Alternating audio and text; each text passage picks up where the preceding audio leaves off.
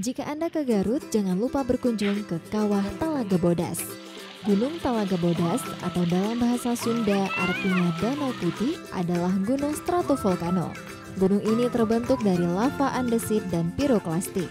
Terdapat juga fumarol, kolam lumpur, dan mata air panas di sekitar Danau Kawah.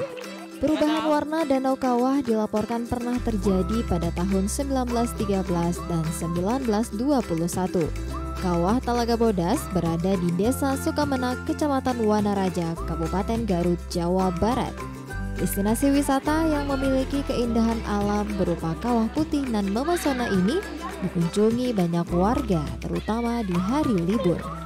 Untuk sampai ke kawah ini, pengunjung harus menempuh perjalanan dari kota Garut kurang lebih sekitar 27,6 km selama kurang lebih 1 jam perjalanan. Talaga Bodas ini terlihat begitu indah dan unik sebab danaunya yang cukup luas dengan airnya yang berwarna putih kehijau-hijauan. Inilah yang menjadi salah satu daya tarik dari destinasi wisata kawah ini. Pengunjung bisa menikmati keindahan alam yang memesona dari kawah ini sambil berselfie ria.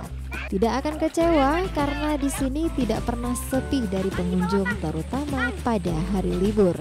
Saya Rizky, saya baru pertama kali ke sini di Talaga Bodas.